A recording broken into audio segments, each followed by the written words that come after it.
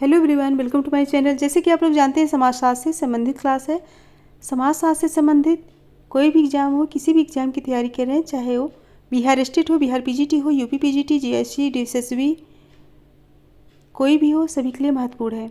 अगर इस चैनल को कोई नहीं विजिट कर रहा है, प्लीज़ चैनल को सब्सक्राइब कर लीजिएगा और ज़्यादा से ज़्यादा संख्या में शेयर कीजिए। पसंद आए तो लाइक कीजिए। आई होप ये क्लास जरूर पसंद आएगी। और इसके पहले वाले सारे वीडियो प्लेलिस्ट में है, सो आप वहाँ पे देख सकते हैं। तो चलिए देर करते हुए आज की क्लास स्टार्ट करते हैं। सो आज का पहला क्वेश्चन है, निम्न में से किसने भारतीय राजनीति में जात की भूमिका को समझने का प्रयास किया? किसने भारतीय राजनीति में जात की भूमिका को समझने का प्रयास किया? ऑप्शन है एस.सी. दुबे, रजनी कोठारी, आंद्रे बेते, श्रीनिवास। ऑप्शन दे के आंसर दीजिए।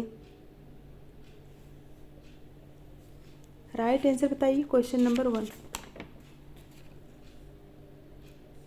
सो राइट आंसर होगा ऑप्शन बी, रजनी कोठारी।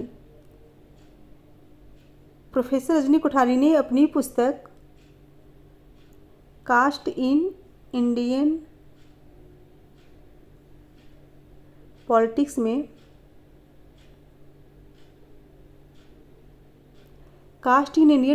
में भारतीय राजनीति में जात की भूमिका का विस्तृत विश्लेषण किया है। ऑप्शन बी करेक्ट होगा। नेक्स्ट, भारत में नगरीकरण की समस्या की व्याख्या करने की प्रक्रिया में किसने लखनऊ के रिक्शे वालों का अध्ययन किया? ऑप्शन है Satish Sabharwal, M.S.A. Rao, Louis Wirth, Harold Gould. Question को अच्छे से पढ़ के आंसर दीजिए।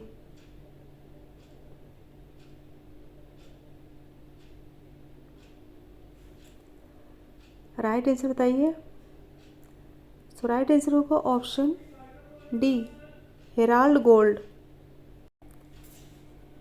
भारत में नगरीकरण की समस्या की व्याख्या करने की प्रक्रिया में हेराल्ड गोल्ड ने लखनऊ के रिक्शे वालों का अध्ययन किया। ऑप्शन डी करेक्ट होगा। नेक्स्ट है, नगरीकरण का परिणाम है। ऑप्शन है एकांकी परिवार का टूटना, संयुक्त परिवार का टूटना, गांव की ओर प्रवास, प्राथमिक समूहों में वृद्धि। क्वेश्चन नंबर 3 आंसर दीजिए। नगरीकरण का परिणाम है। राइट होगा ऑप्शन बी, संयुक्त परिवार का टूटना। ऑप्शन बी करेक्ट होगा। नगरीकरण का परिणाम है संयुक्त परिवार का टूटना। नेक्स्ट है, निम्न में से किसने नगरीकरण की अवधारणा दी? किसने नगरीकरण की अवधारणा प्रस्तुत की? Option A Louis Wirth, Oscar Lewis, Hilda Kuper, M.S.A. Rao.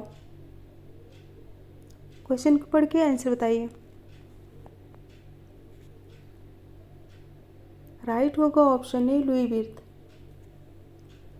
नगरीकरण की अवधारणा लुई विर्थ ने प्रस्तुत की है और यह मुख्य रूप से अपने एक महत्वपूर्ण लेख, जो कि इनकी पुस्तक कौन सी है? एक जीवन शैली के रूप में नगरवाद, जो कि 1938 में आई थी।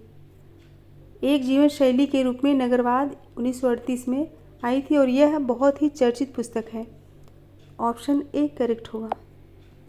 नेक्स्ट है, द हिंदू ऑफ हिमालयाज पुस्तक किसने लिखी? द हिंदू ऑफ हिमालयाज पुस्तक किसने लिखी? T.N. Madan, G.D. Berreman, Max Weber, McKim Marriott. Question को पढ़ के आंसर दीजिए। तो राइट सही आंसर होगा ऑप्शन बी, G.D. वेरीमैन की पुस्तक है। और मैक्स वेबर की कौन सी है? The Protestant ethic and the spirit of capitalism. और भी पुस्तकें हैं।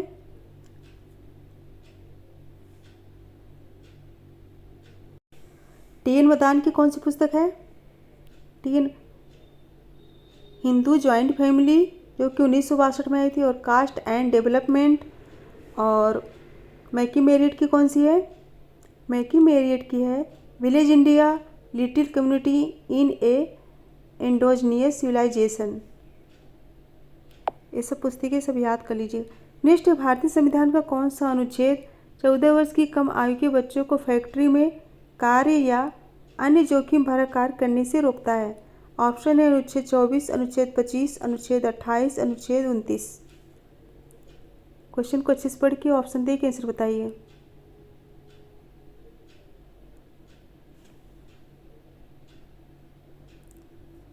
राइट आंसर बताइए। राइट होगा ऑप्शन ए, अनुच्छेद 24। भारतीय संविधान का अनुच्छेद 24 14 वर्ष से कम आयु के बच्चों को किसी कारखाने या खान में काम करने के लिए जो है मनाही करता है। ऑप्शन ए करेक्ट होगा। नेक्स्ट है, जनजात लोगों को संबोधित करते हुए किसने सर्वप्रथम आदिवासी शब्द का प्रयोग किया? Jawaharlal Nehru, B R Ambedkar, B Elwin, Thakkar Bapa. Answer दीजिए।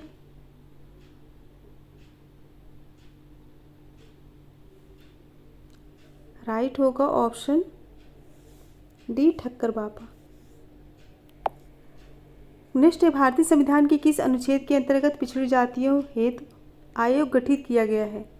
भारतीय संविधान के किस अनुच्छेद के अंतर्गत पिछड़ी जातियों के हेतु आयोग गठित किया गया है? ऑप्शन है अनुच्छेद 338, अनुच्छेद 340, अनुच्छेद 330, अनुच्छेद 388। आंसर दीजिए। राइट आंसर क्या होगा? ऑप्शन बी, अनुच्छेद 340। और अनुच्छेद 338 में एक विशेष अधिकारी की नियुक्ति का उपबंध है। और अनुच्छेद 330 में लोकसभाओं में अनुसूचित जाति एवं अनुसूचित जनजातियों के लिए आरक्षण का प्रावधान है। ऑप्शन बी करेक्ट होगा। नेक्स्ट है, भारतीय संविधान के किस अनुच्छेद के अंतर्गत राज्य विधानसभाओं में अनुसूचित जातियों एवं अनुसूचित जनजातियों को आरक्षण प्रदान किया गया है? ऑप्शन है अनुच्छेद 330, अनुच्छेद 332, अनुच्छेद 335, अनुच्छेद 339। क्वेश्चन को अच्छे से पढ़ के आंसर दीजिए।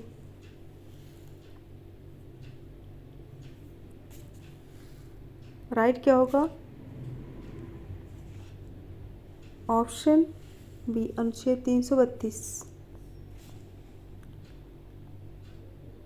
अनुच्छेद 332 में लोकसभा एवं राज्य की विधानसभाओं में अनुसूचित जातियों एवं जनजातियों के लिए स्थान सुरक्षित किए गए हैं।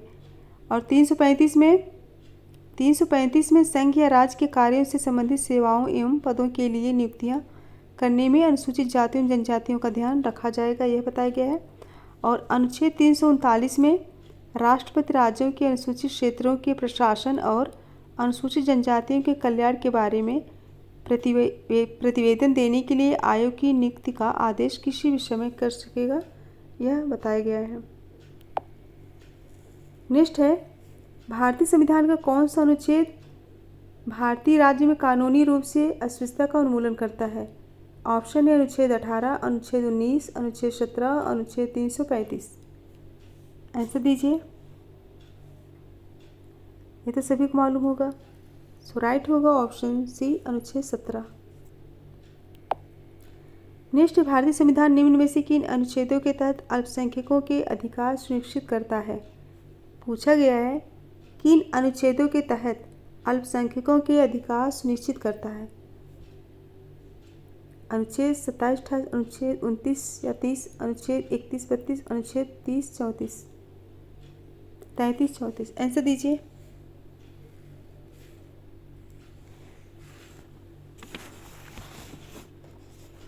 सो राइट आंसर होगा ऑप्शन बी, अनुच्छेद 29, 30।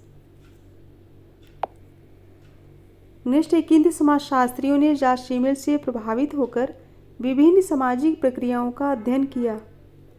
किन दो समाजशास्त्रियों ने जॉर्ज सिमेल से प्रभावित होकर विभिन्न सामाजिक प्रक्रियाओं का अध्ययन किए? ऑप्शन है आई.ई. पार्क एवं डब्ल्यू वर्गिस, मैकइवर एवं पेज, मैक्स वेबर तथा इमानुएल दुर्खीम, टी.एन. मदान एवं डी.एन. मजूमदार। अच्छे से पढ़ के ऑप्शन दे के आंसर बताइए।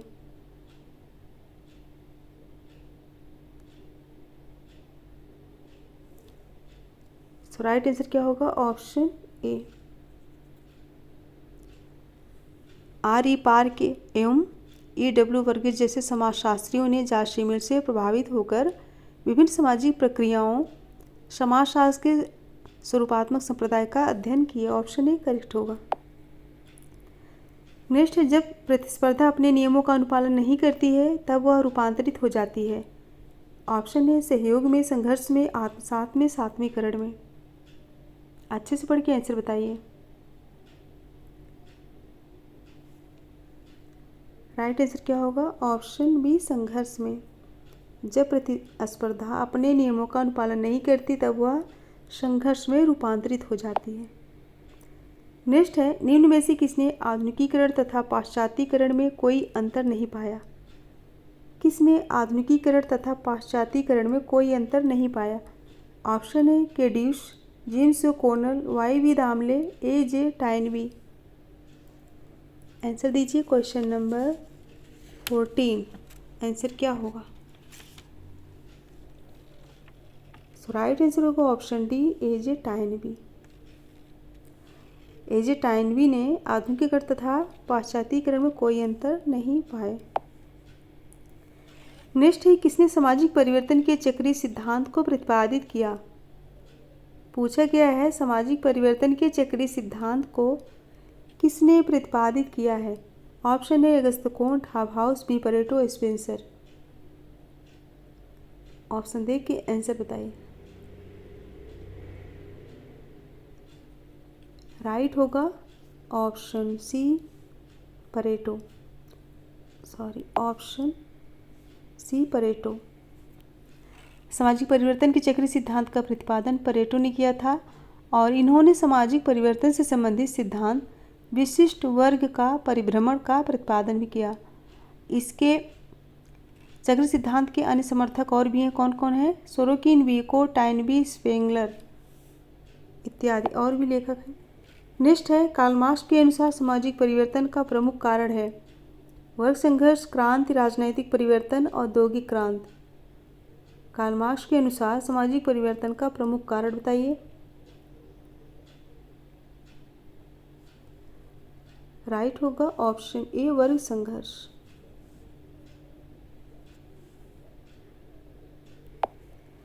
नेक्स्ट है, निम्नलिखित में से कौन एक सामाजिक नियंत्रण की औपचारिक संस्था है?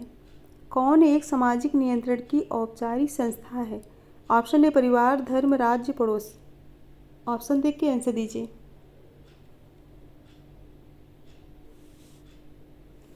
राइट आंसर क्या होगा? ऑप्शन सी, राज्य जो है औपचारिक संस्था है। परिवार, धर्म, पड़ोस ये सब क्या है? अनौपचारिक संस्था है। सामाजिक नियंत्रण के अनौपचारिक संस्था है परिवार, धर्म, पड़ोस। नेक्स्ट है, योगेंद्र सिंह की सामाजिक परिवर्तन के विषय में लिखी गई पुस्तक का नाम बताइए। योगेंद्र सिंह की सामाजिक परिवर्तन के विषय में लिखी गई पुस्तक का नाम social change in modern India, modernity of Indian tradition, modernization of Indian tradition या फिर मोबाइल शेड्यूल्ड कास्ट। ऑप्शन देख के आंसर दीजिए। योगेंद्र सिंह की सामाजिक परिवर्तन के विषय में लिखी गई कौन सी पुस्तक है? उस पुस्तक का नाम बताइए। राइट होगा option A, social change in modern India. इसी पुस्तक में सामाजिक परिवर्तन के सिद्धांत को प्रस्तुत किए थे। और इनकी एक अन्य पुस्तक है modernization of Indian tradition. Modernization of Indian tradition, इस पुस्तक में इन्होंने आधुनिकता का भारतीय परंपराओं पर क्या प्रभाव पड़ता है इसका सैद्धांतिक विश्लेषण किए हैं। ध्यान रखिएगा। नेक्स्ट है, आधुनिकीकरण का अर्थ है। आधुनिकीकरण का अर्थ पूछा गया है। ऑप्शन है, निम्न जातियों द्वारा उच्च जातियों की जीवन शैली का अनुकरण करना, उच्च जातियों द्वारा निम्न जातियों के जीवन शैली का अनुकरण करना, धार्मिक मूल्यों की जगह धर्मनिरपेक्ष मूल्यों को लाना, जाति आधारित मूल्यों को लागू करना। क्वेश्चन को पढ़ के अच्छे से ऑप्शन देख के आंसर बताइए। आधुनिकीकरण का अर्थ पूछा गया है। आधुनिकीकरण का अर्थ बताइए। राइट आंसर होगा ऑप्शन सी, धार्मिक मूल्यों की जगह धर्मनिरपेक्ष मूल्य को लाना। ऑप्शन सी करेक्ट होगा। नेक्स्ट है, निम्नलिखित में से कौन सा कथन सामाजिक नियंत्रण के उद्देश्य से संबंधित है? सामाजिक नियंत्रण के उद्देश्य से संबंधित सामाजिक स्थिति में परिवर्तन, राज्य के प्रभाव में वृद्धि, समाज में सुदृढ़ता स्थापित करना, लोगों के बीच संघर्ष लाना। क्वेश्चन को पढ़ के ऑप्शन दे के आंसर बताइए।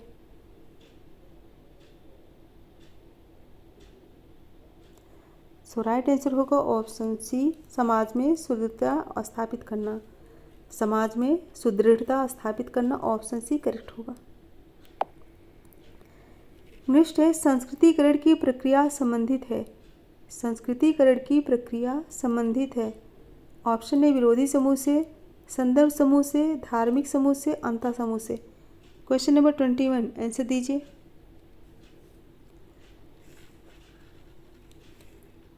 राइट आंसर क्या होगा? ऑप्शन बी, संदर्भ समूह से। संस्कृतिकरण की प्रक्रिया संदर्भ समूह से संबंधित है और श्रीनिवास ने मैसूर के रामपुरा नामक गांव के कुर्ग लोगों के अध्ययन के दौरान संस्कृतिकरण की अवधारणा का प्रतिपादन किए थे। सो ऑप्शन बी करेक्ट होगा। नेक्स्ट है वह महाद्वीप जहां समाजशास्त्र का विकास पहले हुआ। वह महाद्वीप जहां समाजशास्त्र का विकास पहले हुआ वह है। ऑप्शन है Asia, America, Australia, Europe. Answer दीजिए।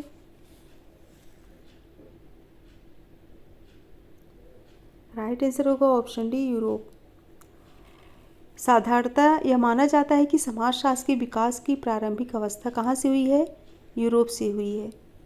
सो ऑप्शन डी करेक्ट होगा। नेक्स्ट है निम्नलिखित में से कौन सा कारक समाजशास्त्र के उद्भव में प्रमुख कारक नहीं है? कौन सा कारक समाजशास्त्र के उद्भव में प्रमुख कारक नहीं है? प्रबोध काल, भूमंडलीकरण, औद्योगिक क्रांति, राजनीतिक क्रांतियाँ। ऑप्शन दे के आंसर बताइए।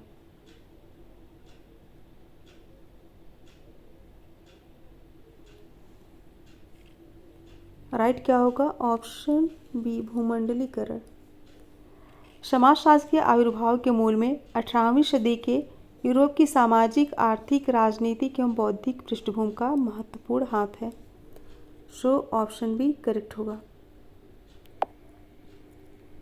नेक्स्ट है समाजशास्त्र की परिभाषा हेतु एलेक्स एंकल्स द्वारा विवेचित 3 पथों में निम्नलिखित सम्मिलित नहीं है। समाजशास्त्र की परिभाषा हेतु एलेक्स एंकल्स द्वारा विवेचित 3 पथों में सम्मिलित नहीं है। बताना है विश्लेषणात्मक पथ, आलोचनात्मक पथ, अनुभविक पथ, ऐतिहासिक पथ। अच्छे से पढ़ के ऑप्शन दे के आंसर दीजिए।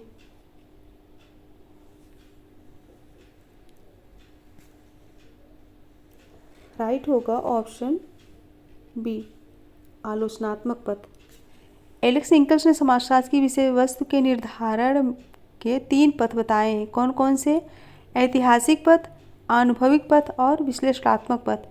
इस प्रकार एंकल्स समाजशास्त्र की विषय वस्तु ज्ञात करने के लिए आगमनात्मक पद्धति का सहारा लेते हैं, यानी कि इंडक्टिव मेथड का सहारा लेते हैं।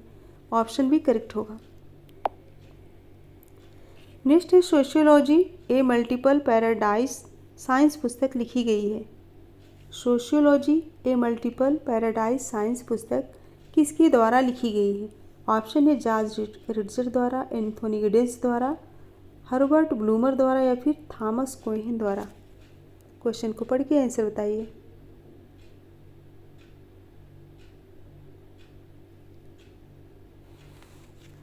राइट आंसर क्या होगा? ऑप्शन ए, जॉर्ज रिट्जर द्वारा।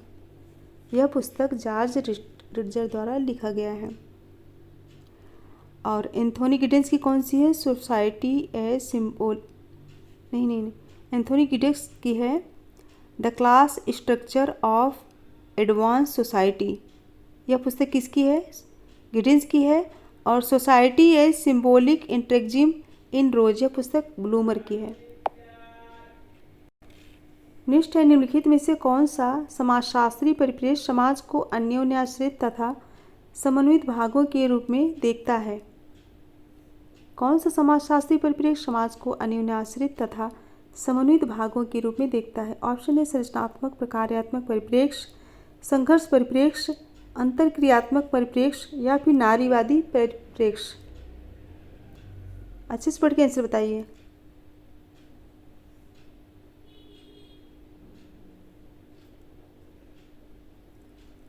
राइट होगा ऑप्शन ए, संरचनात्मक प्रकार्यात्मक परिप्रेक्ष्य। नेक्स्ट समाजशास्त्र एक विज्ञान के रूप में नहीं है। आनुभविक, सैद्धांतिक, संचयी, नीतिपरक। आंसर दीजिए। समाजशास्त्र एक विज्ञान के रूप में नहीं है। आनुभविक, सैद्धांतिक, संचयी, नीतिपरक। आंसर दीजिए। ऑप्शन देख कैसे बताइए। राइट होगा ऑप्शन डी, नीतिपरक। नेक्स्ट है, विज्ञान का एक उद्देश्य यह पता लगाना होता है कि चर किस प्रकार से संबंधित हैं। निम्नलिखित में से कौन से दो तरीके हैं जिनसे पता लगाया जा सकता है कि चर किस प्रकार संबंधित हैं। ऑप्शन है स्वतंत्र तथा आश्रित चर, कारण परिणाम तथा सहसंबंध, कारण परिणाम तथा स्वतंत्र चर, सहसंबंध तथा आश्रित चर। क्वेश्चन को अच्छे से पढ़ के आंसर दीजिए।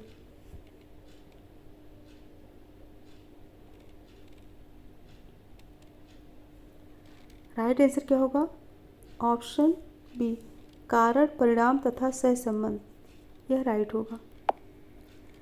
नेक्स्ट है, वह विषय जो समाजों का समग्र रूप में अध्ययन अधिक रूप से करता है वह है।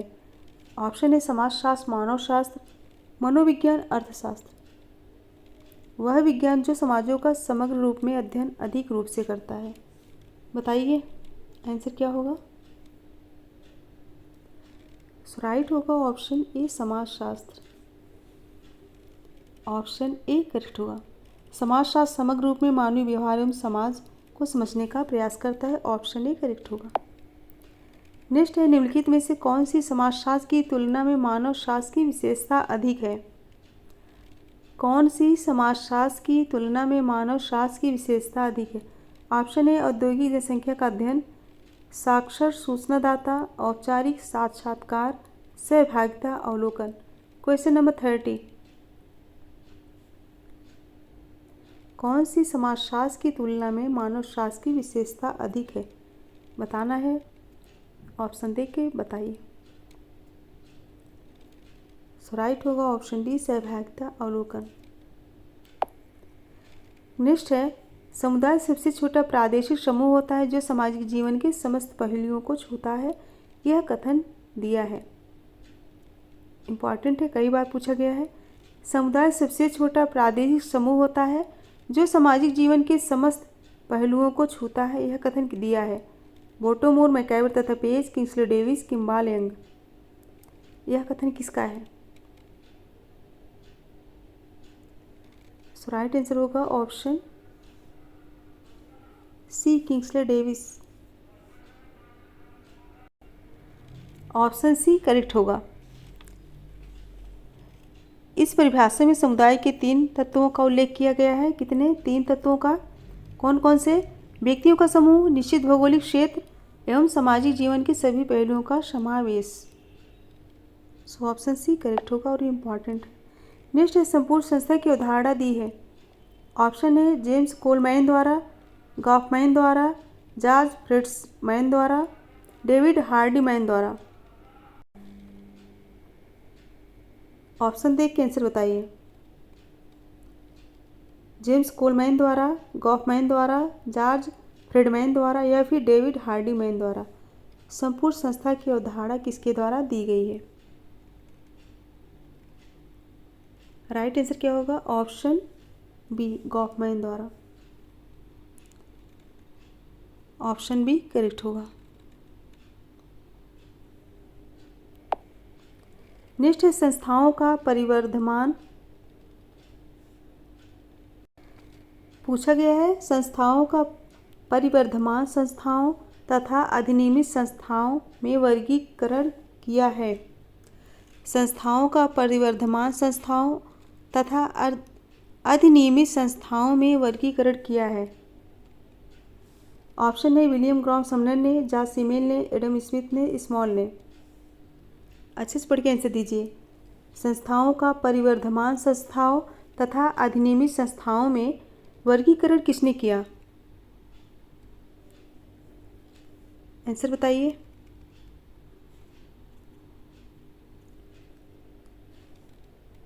राइट होगा option A, William gram Sumner ने। ऑप्शन ए करेक्ट होगा।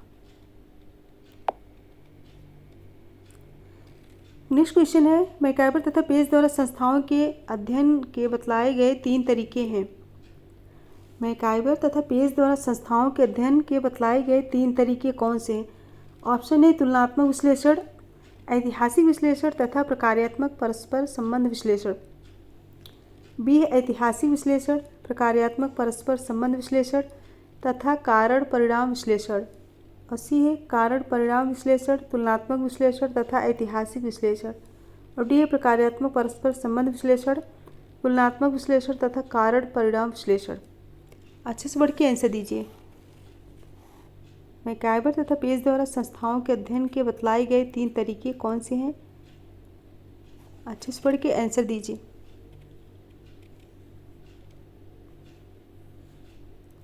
राइट आंसर बताइए। राइट होगा ऑप्शन बी, ऐतिहासिक विश्लेषण, प्रकार्यात्मक परस्पर संबंध विश्लेषण तथा कारण परिणाम विश्लेषण। ऑप्शन बी करेक्ट होगा। नेक्स्ट है, जैसे जैसे समूह का आकार बढ़ता है संबंधों की संख्या, जैसे जैसे समूह का आकार बढ़ता है संबंधों की संख्या। ऑप्शन ए बढ़ती है, घटती है, वह रहती है, समूह समाप्त हो जाता है। आंसर दीजिए। जैसे जैसे समूह का आकार बढ़ता है संबंधों की संख्या डॉट डॉट। राइट आंसर होगा ऑप्शन ए, बढ़ती है। जैसे जैसे समूह का आकार बढ़ता है संबंधों की संख्या क्या होती है? बढ़ती है। ऑप्शन ए करेक्ट होगा। सो फ्रेंड 35 क्वेश्चन थे और 35 क्वेश्चन जो है कंप्लीट हुए। अगर पसंद आया तो प्लीज़ लाइक कीजिए और ज़्यादा से ज़्यादा संख्या में शेयर कीजिए। और जो बच्चे इस चैनल पर न्यू है प्लीज़ चैनल को सब्सक्राइब कर लीजिए और बेल आइकन को प्रेस कर दीजिए, जिससे आने वाला नोटिफिकेशन आप तक पहुंच सके। 35 क्वेश्चन है। किसी किसी दिन कम क्वेश्चन रहेंगे, किसी दिन ज़्यादा क्वेश्चन रहेंगे, परेशान मत होइएगा। जैसे जैसे टाइम मिलेगा वैसे वैसे हम क्वेश्चन ले आएंगे। तो ये रहा आज का क्वेश्चन, अच्छे से पढ़ के आंसर दीजिएगा। क्वेश्चन को अच्छे से पढ़ के आंसर दीजिएगा।